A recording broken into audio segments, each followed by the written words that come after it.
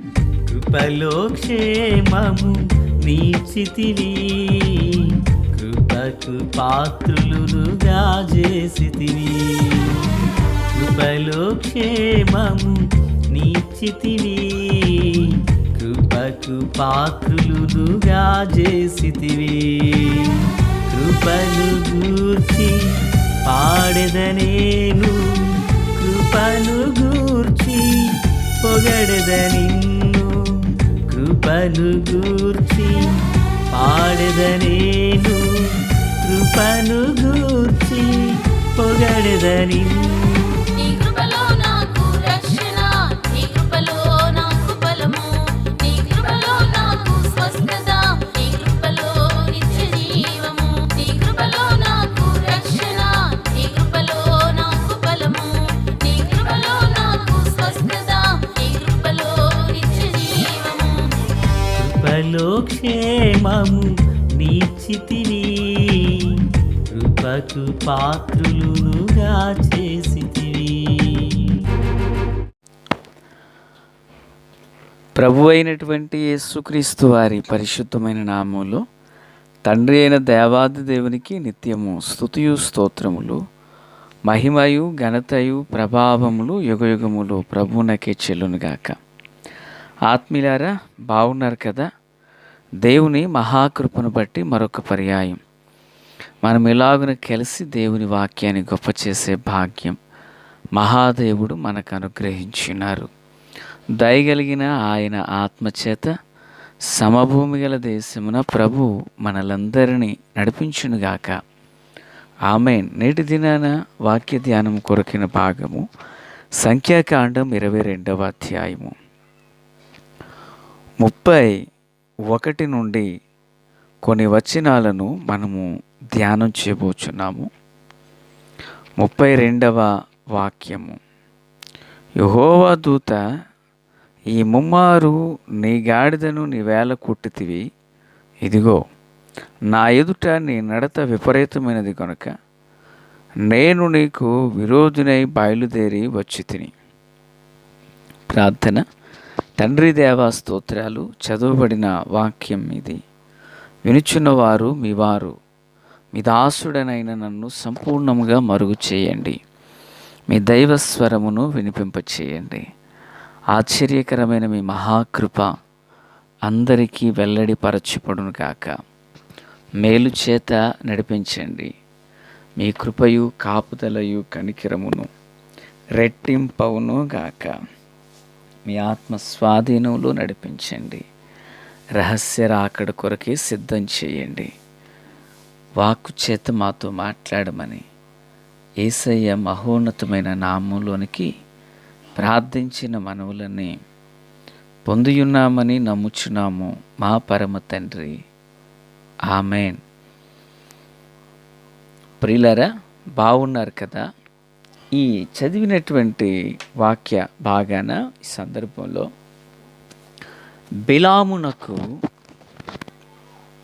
ఆయన ప్రవక్తయ్యుండి కూడా దేవుని దూత అతని కన్నులకు కనిపించలేదు, మరుగుగానే ఉంది. తదుపరి సమయాన దేవదూత కనిపించారు.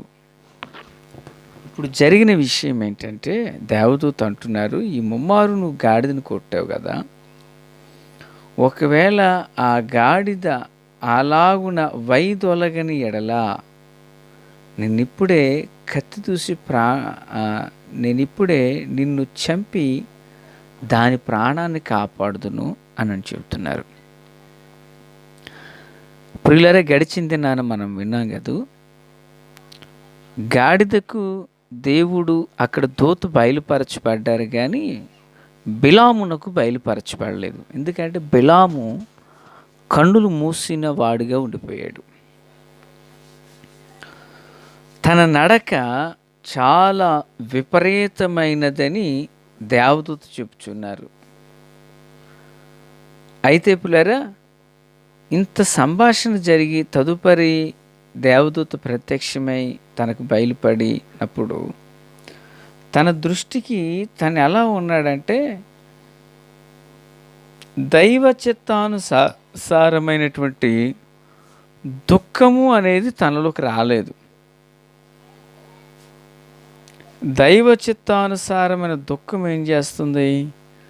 రక్షణార్థమైనటువంటి మారు మనస్సు కలగజేస్తుంది. 34వ వచనంలో చూడేమంటున్నారు ఆయన, అందుకు బిలాము, నేను పాపం చేసి తిని నీవు నాకు ఎదురుగా త్రోవలో నిలుచుట నాకు తెలిసినది కాదు, కాబట్టి ఈ పని నీ దృష్టికి చెడ్డదైతే నేను వెనుకకు వెళ్ళుదునని యెహోవా దూతతో చెప్పగా, నేను పాపం చేశాను అంటున్నాడు.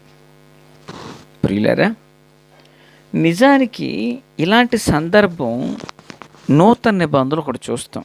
ఎక్కడ? జక్కయ్యని ప్రభు ఎదుర్కొన్నారు. జక్కయ్య నీ ఇంటికి వస్తానన్నారు. వెంటనే ఇతను ఏమన్నాడు?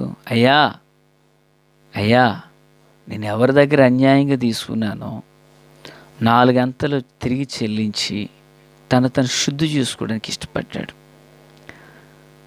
ఒక దైవ సంబంధమైన ప్రేరణతోనే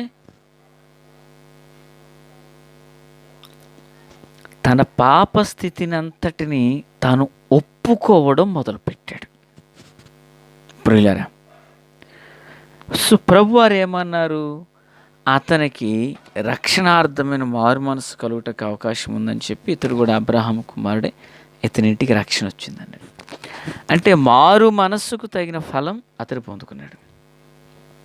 కానీ ఇక్కడ ఇతని యొక్క సందర్భాన్ని మనం చూసినట్లయితే ఇతను అంటే నేను పాపం చేశాను, అయితే ఇప్పుడు నేను వెనక్కి వెళ్ళిపోతాను. అయితే వెనక్కి వెళ్ళిపోతాననేటువంటిది ఇది ఆంతర్యంలో నిజంగా పశ్చాత్తాపపు హృదయంతో వచ్చినటువంటిది కాదు. ఇది సరే నీకు ఇష్టం లేదా, నేను వెళ్ళిపోతాను.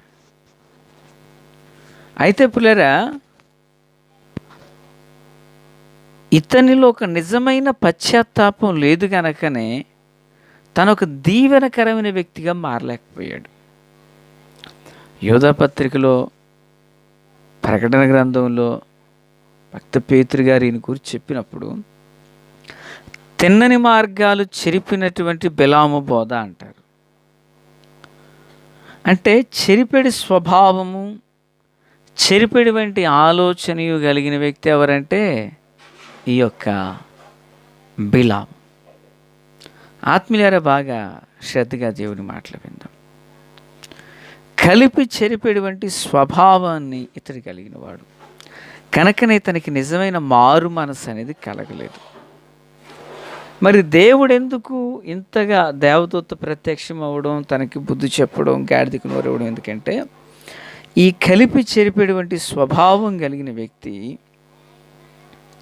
తను ఎక్కడ కూడా శపించకూడనట్లుగా దేవుడు ఆ మనుషునికి ఒక భయమును కలుగ చేశాడు. అట్లు ఈ మాటలు వించిన ఆత్మీయులారా, లోబడి నా గాడిదకు స్వరాన్ని ఇచ్చారు.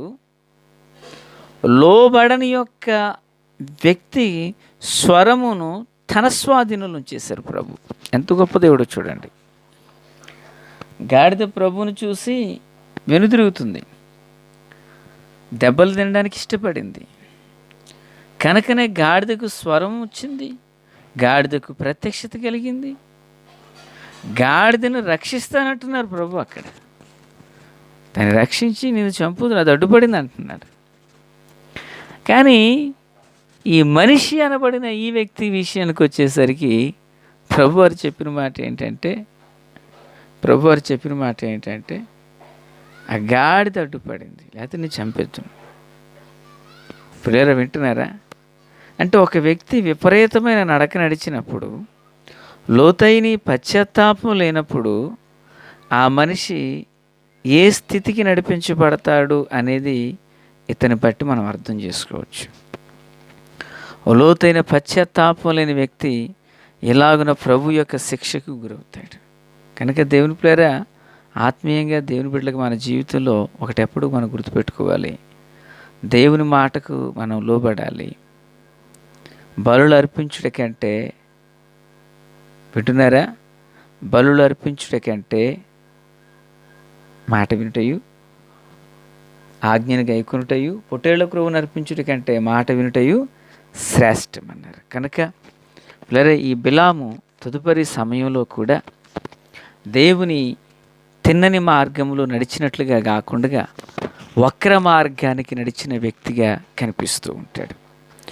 దేవుడి తనకి భయం పెట్టినా సరే వెళుచు ఇశ్రాయేలుకి ఉరియొడ్డమని చెప్పి ఒక దుర్బోధను తాను చేశాడు. అంటే అక్కడైనా సరిదిద్దబడతాడని దేవుడు అవకాశం ఇచ్చారు, కానీ దేవుడిచ్చిన అవకాశాన్ని కూడా 100% అతడు దుర్వినియోగం చేసుకున్నటువంటి వ్యక్తిగా మిగిలిపోయాడు. బైబిల్ గ్రంథంలో 2 సందర్భాలు పశువులు అనగా జంతువులు మాట్లాడినట్లుగా చూస్తాం. ఒకటి సర్పం, 2 గాడిద.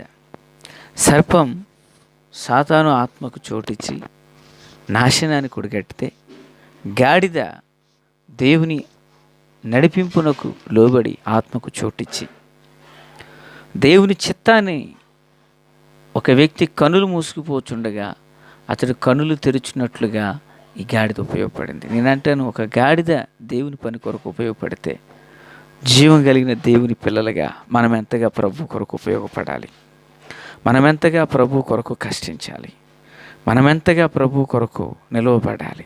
కనుక ప్రభు యొక్క హస్తాలకు అప్పగించుకుందాం. దేవుని సన్నిధి మనందరికీ తోడై నడిపించబడును గాక. ఆమె తండ్రి దేవ స్తోత్రాలు. వాక్యం మా అందరి హృదయాల్లో ఫలభరితం చేయండి, మేలుతో నింపండి. మీరు ఆకడ కొరకు, మీ రాజ్యం కొరకు సిద్ధం చేయండి. నీతి సూర్యుని యొక్క ముఖకాంతి మా అందరిపై ప్రకాశింపచేయండి. సియోనులో నుండి మీ కృపా కనికర హస్తం తోడయుండును గాక. మేలుకరంగా నడిపించమని, దినచర్యలో తోడై ఉండమని దేవా తండ్రి, ఇరాన్, ఇజ్రాయెల్, అమెరికాల మధ్య జరుగుచుండిన అయా ఈ భీకరమైన దాడులు తండ్రి, నీవు మాత్రమే సమాధానపరచగలిగిన దేవుడు. మీ చేతులకు అప్పగించుకుంటున్నామయ్యా. కృపతో జ్ఞాపకం చేసుకోండి అయ్యా, కృపతో జ్ఞాపకం చేసుకోండి. సహాయం చేసి సమాధానపరచండి. యేసునామములో మీ చిత్తమే జరుగును గాక. ఆమేన్. Praise the lord.